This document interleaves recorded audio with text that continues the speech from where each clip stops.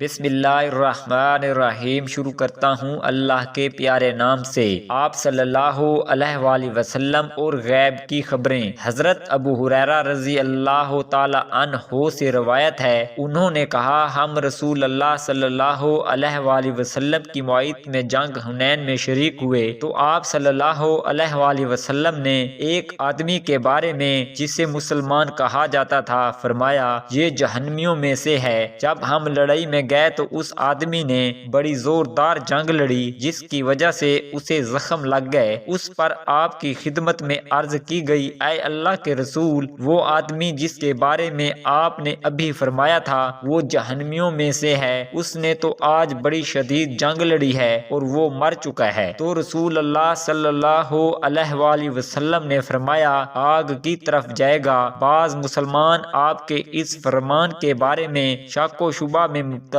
ہو گئے کہ ایسا جان نثار کیسے دوزخی ہو سکتا ہے۔ لوگ اس حالت میں تھے کہ بتایا گیا وہ مرا نہیں ہے لیکن اسے شدید زخم لگے ہیں۔ جب رات پڑی تو وہ اپنے زخموں پر صبر نہ کر سکا، اس نے خودکشی کر لی۔ آپ کو اس کی اطلاع دی گئی تو آپ نے فرمایا، اللہ سب سے بڑا ہے، میں گواہی دیتا ہوں کہ میں اللہ کا بندہ ہوں اور اس کا رسول ہوں۔ پھر آپ نے بلال رضی اللہ تعالی عنہ کو حکم دیا تو انہوں نے لوگوں میں اعلان کیا، یقیناً اس جان کے سوا کوئی جنت میں داخل نہ ہوگا جو اسلام پر ہے، اور بلا شبہ اللہ برے لوگوں سے بھی اس دین کی تائید کراتا ہے۔